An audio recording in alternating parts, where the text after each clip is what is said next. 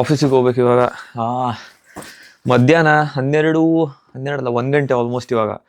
ಬೆಳಗ್ಗೆ ಹೋದೆ. ಬೆಳಗ್ಗೆ ಏನು ಫನ್ನಿ ಆಯಿತು ಅಂತ ಅಂದರೆ ಎಲ್ಲ ರೆಡಿ ಆದೆ. ಬೆಳಗ್ಗೆ ಎದ್ದು ತಿಂಡಿ ತಿಂದ್ಕೊಂಡು ಹೊರಟೆ. ಟ್ರೈನ್ ಸ್ಟೇಷನ್ಗೆ ಹೋಗಿ ನೋಡ್ತೀನಿ, ಲೀಪ್ ಕಾರ್ಡೇ ಇಲ್ಲ. ಎಲ್ಲೋಯ್ತದು, ಮತ್ತೆ ಮರ್ತಿದ್ದೆ. ಇವಾಗ ಈ ಕಾರ್ಡ್ನೇ ಬಿಟ್ಬಿಟ್ಟು ಹೋಗಿದ್ದೀನಿ. ಸೊ ವಾಪಸ್ ಬಂದೆ. ಕಾರ್ಡ್ ತೊಗೊಂಡು ಹೋಗೋಣ ಅಂತ ಬಂದೆ. ವಾಪಸ್ ಬಂದೆ, ಮೂಡ್ ಇರಲಿಲ್ಲ. ಮತ್ತೆ ಮೂಡ್ ಔಟ್ ಆಗೋಗಿದ್ದೆ ಆಲ್ರೆಡಿ. ಇವಾಗ ಯಾವನು ಹೋಗ್ತಾನೆ ಅಂತ ಕೂತ್ಕೊಂಡೆ. ಅದಾದ್ಮೇಲೆ ನನ್ನ ಫ್ರೆಂಡ್ ಫೋನ್ ಮಾಡ್ಬಿಟ್ಟು ಅದು ಯಾರಿಗೋ HR ವಾರ್ನಿಂಗ್ ಕಳಿಸಿದ್ದಾರೆ ಆಫೀಸಿಗೆ ಬರದೇ ಇರೋದಕ್ಕೆ. ಆ್ಯಂಡ್ ನಮಗೆ ಲಾಸ್ಟ್ ಸೆಪ್ಟೆಂಬರಲ್ಲಿ ರೂಲ್ಸ್ ಮಾಡಿದರು, 4 ದಿನ ಬರಲೇಬೇಕು ಆಫೀಸಿಗೆ ಅಂತ. ಸೊ ಅದಕ್ಕೆ ಸುಮ್ಮನೆ ಯಾಕೆ ರಿಸ್ಕ್ ತಗೋತೀಯಾ ಅಂತ ಅವ್ನು ಬೇರೆ ಹೆದರಿಸ್ಬಿಟ್ಟ. ಸೊ ಈ ವಾರ ನಾನು ಆಲ್ರೆಡಿ ಮಂಡೇ ಟ್ಯೂಸ್ಡೇ ಹೋಗಿಲ್ಲ. ನಿನ್ನೆ ಹೋಗಿದ್ದೆ, ವೆನಸ್ಡೇ ಹೋಗಿದ್ದೆ, ಇವತ್ತು ಥರ್ಸ್ಡೇ.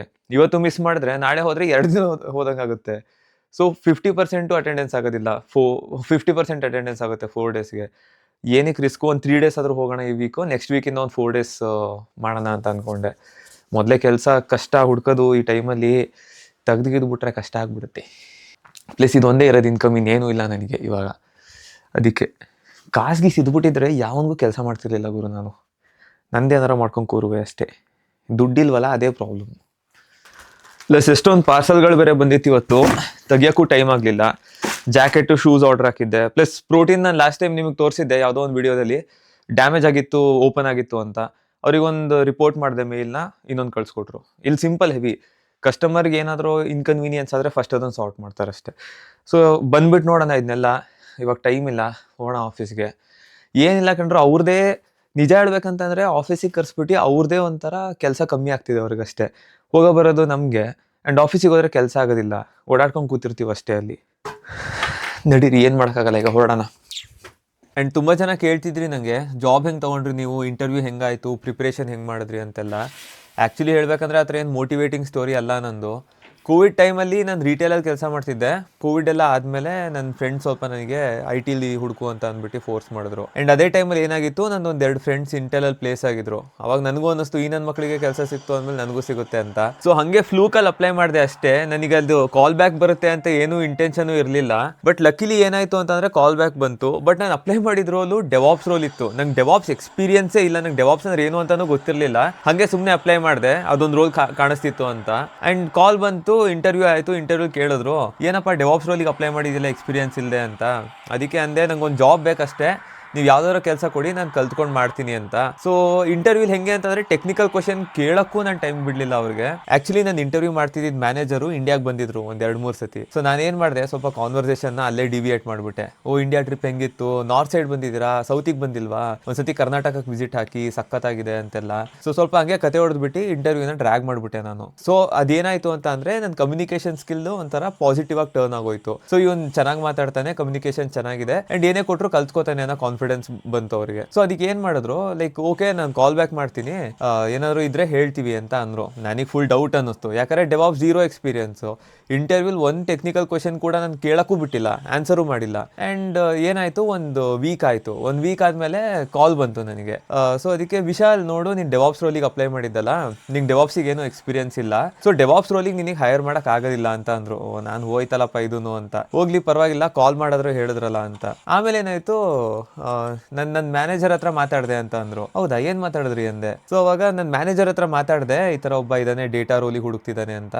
ಸೊ ಅದಕ್ಕೆ ಅವರು ಲೈಕ್ ಒಂದು ರೋಲ್ ಕ್ರಿಯೇಟ್ ಮಾಡ್ಕೊಡೋಣ, ಲೈಕ್ ಕ್ಯಾಲಿಬರ್ ಇದೆ ಅಂತಂದ್ರೆ ಒಂದು ರೋಲ್ ಕ್ರಿಯೇಟ್ ಮಾಡ್ಕೊಡೋಣ ಅವನಿಗೆ ಅಂತ ಅಂದರು. ಸೊ ಆ ರೋಲೇ ಇರಲಿಲ್ಲ ನಾನು ಅಪ್ಲೈ ಮಾಡಿದಾಗ. ನನ್ನ ಇಂಟರ್ವ್ಯೂ ಆದಮೇಲೆ ಆ ರೋಲ್ ಕ್ರಿಯೇಟ್ ಮಾಡ್ಬಿಟ್ಟು ಕೊಟ್ಟರು ನನಗೆ. ಸೊ ಹೆವಿ ಲಕ್ಕಿ ಇದೆ ನಾನು ಆ ಪಾರ್ಟಲ್ಲಿ, ಯಾಕಂದರೆ ಫಸ್ಟ್ ಜಾಬ್ ಅಪ್ಲೈ ಮಾಡಿದ್ದೆ, ಫಸ್ಟ್ ಇಂಟರ್ವ್ಯೂ ಆಗಿದ್ದೆ, ನನಗೆ ಜಾಬ್ ಆಗೋಯ್ತು. So moral of the story ಏನು ಅಂತ ಅಂದರೆ, ನಿಮ್ಮ ಕಮ್ಯುನಿಕೇಷನ್ ಚೆನ್ನಾಗಿದ್ದು, ಕಾನ್ಫಿಡೆನ್ಸ್ ಚೆನ್ನಾಗಿತ್ತು ಅಂತ ಅಂದರೆ, ನೀವು ಯಾರಿಗೆ ಏನು ಬೇಕಾದ್ರೂ ಕನ್ವಿನ್ಸ್ ಮಾಡ್ಬೋದು. ಲೈಕ್ ಇವಾಗ ನಿಮ್ಮ ಕೆಲವೊಂದು ಕೆಲಸ ಆಗುತ್ತೆ ಅನ್ನೋದನ್ನು ಕನ್ವಿನ್ಸ್ ಮಾಡ್ಬೋದು. ಸೊ ಕಮ್ಯುನಿಕೇಷನ್ ಮತ್ತೆ ಕಾನ್ಫಿಡೆನ್ಸ್ ಬಿಲ್ಡ್ ಮಾಡೋದ್ರ ಕಡೆ ಕೂಡ ಗಮನ ಕೊಡ್ಬೇಕು. ನೀವು ಬರೀ ಟೆಕ್ನಿಕಲ್ ಸ್ಕಿಲ್ಸ್ ಕಲ್ತ್ಬಿಟ್ಟು ನಾನು ಜಾಬ್ ತಗೋತೀನಿ ಅಂದರೆ, ಹೊರಗಡೆ ಮಾರ್ಕೆಟ್ ಹತ್ರ ಇಲ್ಲ. ನಿಮಗೆ ನಿಮ್ಮ ಕಾನ್ಫಿಡೆನ್ಸ್ ಚೆಕ್ ಮಾಡ್ತಾರೆ, ನಿಮ್ಮ ಕಮ್ಯುನಿಕೇಷನ್ ಚೆಕ್ ಮಾಡ್ತಾರೆ. ನಾನು ಟೆಕ್ನಿಕಲಿ ಸ್ಟ್ರಾಂಗ್ ಇರೋರು ಜಾಬ್ ಸಿಗದೆ ಇರೋದು ನೋಡಿದ್ದೀನಿ, ಇದೆರಡು ರೀಸನ್ಗೋಸ್ಕರ. ಸೊ ಅದು ಅಷ್ಟೇ ಇಂಪಾರ್ಟೆಂಟ್ ಆಗುತ್ತೆ, ಅದ್ರ ಕಡೆನೂ ಜಾಸ್ತಿ ಗಮನ ಕೊಡ್ಬೇಕು ನೀವು. ಸೊ ಇಷ್ಟೇ ನನ್ನ ಜಾಬ್ ಸ್ಟೋರಿ, ಏನು ಎಕ್ಸ್ಟ್ರಾರ್ಡಿನರಿ ಇಲ್ಲ, ನಾರ್ಮಲ್ ಆಗಿ ಈಸಿಯಾಗಿ ಜಾಬ್ ಸಿಕ್ತು. ಸೊ ಇವಾಗ ನಮ್ಮದು ಆಫೀಸ್ ಹತ್ರ ಟ್ರೈನ್ ಸ್ಟೇಷನ್ ಏನಿದೆ, ಅದ್ರ ಪಕ್ಕದಲ್ಲಿ ಒಂದು ಸಖತ್ತಾಗಿರೋ ವಾಕ್ ಇದೆ. ನಾನು ಇವತ್ತವರೆಗೂ ಅಲ್ಲಿ ಹೋಗಿಲ್ಲ, ನಾನು ಆಫೀಸ್ ಜಾಯ್ನ್ ಆದಾಗಿಂದ ನೋಡ್ತಾನೆ ಇದ್ದೀನಿ. ಸೊ ಇವತ್ತು ವೆದರ್ ಚೆನ್ನಾಗಿತ್ತಲ್ಲ ಅಂತ ಅಂದ್ಬಿಟ್ಟು ನನ್ನ ಫ್ರೆಂಡ್ ಜೊತೆ ಹೋಗೋಣ ಅಂತ, ಅವನು ಇಂಟೆಲಲ್ಲೇ ಕೆಲಸ ಮಾಡೋದು, ಅವನಿಗೂ ಕರ್ಕೊಂಡು ಹೊರಟೆ. ಒಂದೊಂದು ಕಾಫಿ ತೊಗೊಂಡು ಹೊರಟ್ವಿ, ನೋಡೋಣ ಅಂತ. ನೋ ಡಂಪಿಂಗ್ ಫೈನ್ ನೋಡಲ್ಲಿ 3000. 3,000 ಯೂರೋಸು.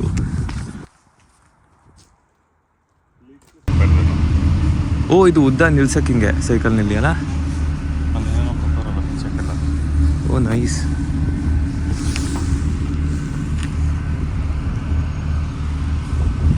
ಕ್ರೇಜಿ ಅಲ್ಲ ಮಾತ್ರ. ನಾನೇ ಫಸ್ಟ್ ಟೈಮ್ ನೋಡ್ತಿರೋದು ಇದನ್ನ. ಆ್ಯಂಡ್ ಸೀರಿಯಸ್ಲಿ ಐರ್ಲೆಂಡಲ್ಲಿ ಸಮ್ಮರ್ ಯಾವಾಗ ಆಗುತ್ತೆ ಅಂತ ಕಾಯ್ತಾ ಇದ್ದೀನಿ ನಾನು. ವಿಂಟರ್ ಮಾತ್ರ ನನಗೆ ಇಷ್ಟನೇ ಆಗಲ್ಲ, ಒಂಚೂರು ಇಷ್ಟ ಆಗೋದಿಲ್ಲ. ಸಖತ್ ಡಿಪ್ರೆಸಿಂಗ್ ಆಗಿರುತ್ತೆ ವೆದರು. ಬಟ್ ಸಮ್ಮರ್ ಹೆಂಗಿರುತ್ತೆ ಅಂತ ಅಂದ್ರೆ ಬ್ರೈಟ್ ಆಗಿ ನೇಚರ್ ಎಂಜಾಯ್ ಮಾಡೋ ಮಜಾನೇ ಬೇರೆ ಆ ಟೈಮಲ್ಲಿ ನಮಗೆ. ಸೊ ಅದಕ್ಕೆ ಸಮ್ಮರಿಗೆ ಕಾಯ್ತಾ ಇದ್ದೀನಿ. ಇವತ್ತು ವೆದರ್ ಕೂಡ ಚೆನ್ನಾಗಿತ್ತು, ಲೈಕ್ ರೇರ್ ಆಗಿ ಚೆನ್ನಾಗಿತ್ತು ವೆದರ್ ಅನ್ಕೊಳ್ಳಿ ಇವತ್ತು. ಲೈಕ್ ಲಾಸ್ಟ್ ನಾನು ಬಂದಾಗಿಂದ ಇದೇ ಫಸ್ಟ್ ಟೈಮ್ ನಾನು ಇಷ್ಟೊಂದು ಬಿಸಿಲು ನೋಡ್ತಿರೋದು. ಆಮೇಲೆ ಇವ್ನು ಇಲ್ಲೇ ಒಂದು ಯಾವ್ದೋ ವಾಟರ್ ಫಾಲ್ ಇದೆ ನೋಡ್ಕೊಬರೋಣ ಬಾ ಅಂತ ಕರ್ಕೋ ಹೋದ. ಬರೀ ಕೇಳ್ತಿದ್ದೆ ಆಯ್ತು, ನೋಡಿಲ್ಲ ಇವತ್ತವರೆಗೂ ಅಂತ. Leak slip spa water fall ಅಂತ, ನೋಡೋಣ ಬನ್ನಿ ಹೆಂಗಿದೆ ಅಂತ. ಎಲ್ಲರೂ ತುಂಬಾ ಸಕ್ಕತ್ತಾಗಿದೆ ವಾಟರ್ ಫಾಲ್ ಮಾತ್ರ, ಮಿಸ್ಸೇ ಮಾಡಬೇಡಿ, ನೋಡಿ ನೋಡಿ ಅಂತಿದ್ರು. ಸೊ ಮಿಸ್ ಮಾಡೋದ್ ಬೇಡ, ನೋಡೋಣ ಅಂತ. ಒಳ್ಳೆ ಕಾಲೇಜ್ ಬಂಕ್ ಹೊಡೆದ್ಬಿಟ್ಟು ಹುಡುಗರು ಎಸ್ಕೇಪ್ ಆಗ್ತಿರ್ತಾರಲ್ಲ, ಆ ತರ ಫೀಲಿಂಗ್ ಬರ್ತಿತ್ತು. ಆಲ್ರೆಡಿ ವಾಟರ್ ಫಾಲ್ ಸೌಂಡ್ ಕೇಳಿಸ್ತಿದೆ ಇಲ್ಲಿವರೆಗೂ. ಅಂಡ್ ಎಲ್ಲ ಹೇಳ್ತಿದ್ರು ದಿನ ಓಡಾಡು ನೋಡಿಲ್ವಾ ಇದು ನಿನ್ನು ಅಂತ. ಹಿಡಿತೀಯ ಒಳಗೆ. ಅಂಡ್ ವಾಟರ್ ಫಾಲ್ ನೋಡಿ ತಲೆಯಲ್ಲಿ ಮ್ಯಾವ್ ಮ್ಯಾವ್ ಮ್ಯಾವ್ ಮ್ಯಾವ್ ಅಂತ ಬೆಕ್ಕಿನ ಮ್ಯೂಸಿಕ್ ಇದೆಯಲ್ಲ, ಅದೇ ಬರೋಕ್ ಶುರು ಆಯ್ತು ನನಗೆ. ಇದನ್ನೆಲ್ಲ ವಾಟರ್ ಫಾಲ್ ಅಂತಾರೆ ಅಂದ್ರು ಇಲ್ಲಿ. ದೇವ್ರೆ, ಮೋರಿ ಇದ್ದಂಗೆ ಐತಲ್ವಾ. ಆ್ಯಂಡ್ ಆ್ಯಕ್ಚುಲಿ ಐರ್ಲೆಂಡಲ್ಲಿ ತುಂಬ ಬ್ಯೂಟಿಫುಲ್ ಪ್ಲೇಸಸ್ ಇದೆ.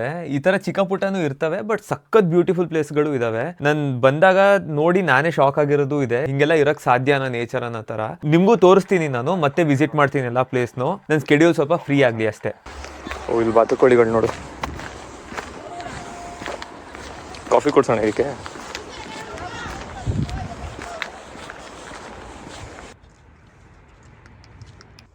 ಏನಾರು ಕೊಡೋ, ಕೈಯಲ್ಲಿ ಏನೂ ಇಲ್ವಲ್ಲ. ಹೆಂಗೆ ಸ್ಕ್ಯಾಮ್ ಮಾಡಿದ್ದು ನಿಮಗೆ?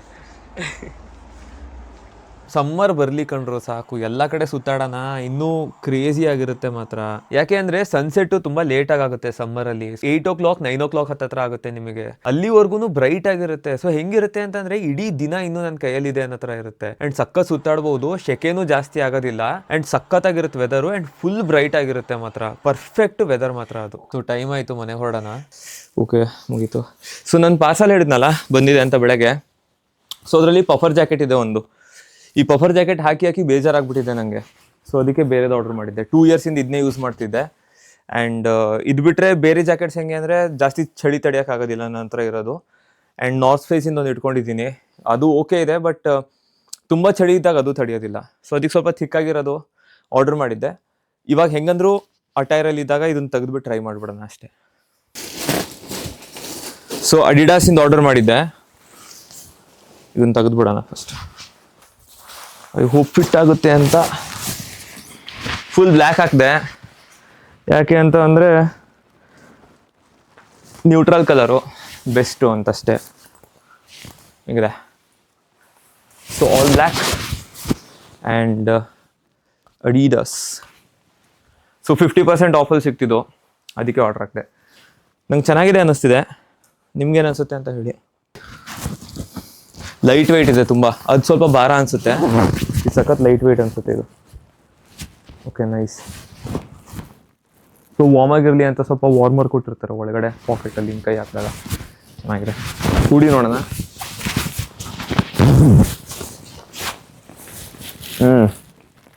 ಬಾಯಲ್ಲೇನೋ ಹೋಯ್ತು. ಕೂದಲು ಓಕೆ, ನನ್ನದೇ ಕೂದಲು ಅಂದ್ಕೋತೀನಿ. I hope. ಸೊ ಒಳಗಡೆ ಏನಾದ್ರು ಟೆಕ್ನಿಕಲ್ ಇದೆಯಾ ನೋಡೋಣ. ಪಾಕೆಟ್ ಗಿರ್ಕೆಟ್ ಏನಾರು ಇದೆ ನೋಡಿ, ಒಳಗೊಂದು ಪಾಕೆಟ್ ಇದೆ. ಈಸಿ ಸ್ಟಾಫ್, ಸಖತ್ ಇಂಪಾರ್ಟೆಂಟ್ ಪಾಕೆಟ್ ಬೇಕು ಒಳಗೆ ಅಷ್ಟೇ, ಇನ್ನೇನಿಲ್ಲ. ಚೆನ್ನಾಗಿದೆ, ಸೂಪರಾಗಿ, ನನಗಿಷ್ಟ ಆಯಿತು. ಸತಿ ಮಿರರ್ ನೋಡ್ಕೊ ಬಂದುಬಿಡ್ತೀನಿ. ಗುಡ್, ನನಗಿಷ್ಟ ಆಯಿತು. ಇದೇ ಥರದ್ದು H&M ಒಂದು ಆರ್ಡರ್ ಮಾಡಿದ್ದೆ. ಮೇ ಬಿ ಅದನ್ನು ವಾಪಸ್ ಕಳಿಸ್ತೀನಿ ಅನ್ನಿಸ್ತಿದೆ. ಯಾಕಂದರೆ ಅದು 60 euros ಸಿಗಿತ್ತು, ಇದು 75 euros. ಇದು 150 euros ಇತ್ತಿದು. ಸೊ ಎಷ್ಟು 15,000 ಆಯಿತು. ನನಗೆ 7,500 ಸಿಕ್ತು. 75 euros, 50% ಡಿಸ್ಕೌಂಟು. H&M ನಾನು 60 euros ಆರ್ಡರ್ ಮಾಡಿದೆ, 6,000.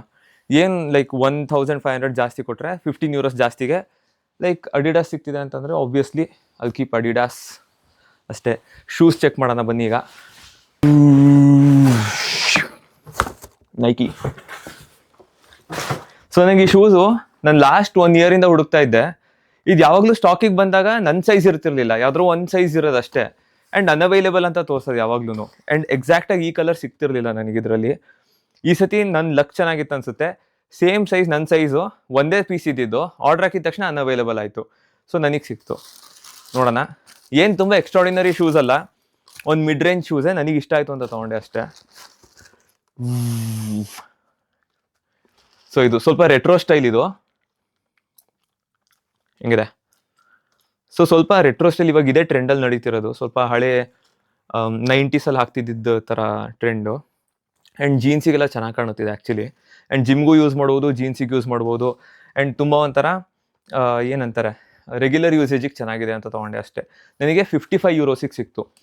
80 ಸಮ್ ಯೂರೋಸ್ ಇದ್ದಿದ್ದು, 30% ಏನೋ ಆಫ್ ಇತ್ತು, 55 ಯೂರೋಸಿಗೇನೋ ಸಿಕ್ತು ನನಗಿದು. So crazy stuff. ಇದನ್ನು ಟ್ರೈ ಮಾಡಿ ನೋಡೋಣ. ನೈಕಿ ಆ್ಯಕ್ಚುಲಿ ಕಂಫರ್ಟ್ ತುಂಬ ಚೆನ್ನಾಗಿರುತ್ತೆ ಶೂಸ್ದು. ನಾನು ಶೂಸ್ ತೊಗೊಂಡ್ರೆ ಇಟ್ಸ್ ಈದರ್ ನೈಕಿ, ಆ್ಯಡಿಡಾಸ್ ಇಲ್ಲಾಂದರೆ ನ್ಯೂ ಬ್ಯಾಲೆನ್ಸ್ ನೋಡ್ತೀನಿ. ಆ್ಯಂಡ್ ನನ್ನ ಹತ್ರ ಕಾನ್ವರ್ಸ್ ಕೂಡ ಇದೆ. ಕಾನ್ವರ್ಸ್ ಇದೆ, ಪ್ಲಸ್ ಇನ್ನೊಂದು 2-3 ಯಾವುದೋ ಬ್ರ್ಯಾಂಡ್ ಇದೆ. ಬಟ್ ನನಗೆ ತುಂಬ ಕಂಫರ್ಟೇಬಲ್ ಅನ್ಸೋದು ಇದೆ 3: ನ್ಯೂ ಬ್ಯಾಲೆನ್ಸು, ನೈಕಿ ಮತ್ತು ಆ್ಯಡಿಡಾಸ್. ಚೆನ್ನಾಗಿ ಅನ್ನಿಸ್ತಿದೆ ಶೂಸು, ಕಂಫರ್ಟ್ ಇದೆ ತುಂಬ, ಹಾಕೊಂಡಿದ್ದ ತಕ್ಷಣ ಗೊತ್ತಾಗ್ತಿದೆ. ನೈಸ್, ಸೈಜು ಪರ್ಫೆಕ್ಟ್ ಆಗಿದೆ. ಆ್ಯಂಡ್ ನನಗೆ ಸ್ವಲ್ಪ ರೂಮ್ ಇಷ್ಟ ಇಲ್ಲಿ ಸ್ವಲ್ಪ ಸ್ಪೇಸ್ ಇದ್ದರೆ ನಂಗೆ ಚೆನ್ನಾಗಿ ಅನ್ಸುತ್ತಿಲ್ಲ ಅಂದರೆ ಬೆರಳು ತುಂಬ ಜಾಸ್ತಿ ಅನ್ಕಂಫರ್ಟಬಲ್ ಫೀಲ್ ಆಗುತ್ತೆ ನನಗೆ. So nice.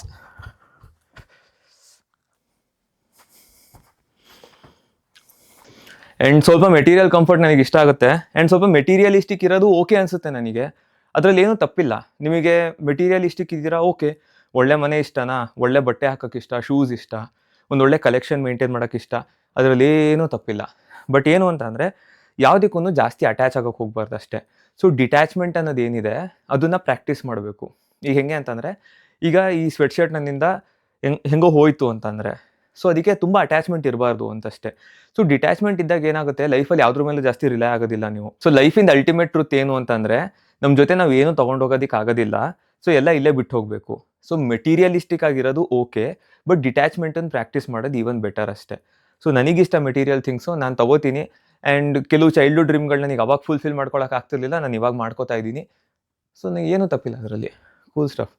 ಆ್ಯಂಡ್ ಇವಾಗ ಪ್ರೋಟೀನ್ ತೆಗೋಣ. ಸೊ ಲಾಸ್ಟ್ ಟೈಮ್ ನಾನು ನಿಮಗೆ ತೋರಿಸಿದ್ದೆ ಒಂದು ವೀಡಿಯೋದಲ್ಲಿ, ಡ್ಯಾಮೇಜ್ ಆಗಿತ್ತು ಪ್ರೋಟೀನು, ಪ್ಯಾಕೆಟ್ ಓಪನ್ ಆಗಿಬಿಟ್ಟಿತ್ತು. ಸೊ ಅವರಿಗೆ ಒಂದು ಕಂಪ್ಲೇಂಟ್ ರೈಸ್ ಮಾಡಿದ್ದೆ, ಇನ್ನೊಂದು ಕಳಿಸಿದ್ದಾರೆ ಇವಾಗ. ಇದು ಓಕೆ ಇದೆ, ಸಾಕ ಹಿಂಗೆ ಇದೆ, ಓಕೆ ಇದೆ ಇದು.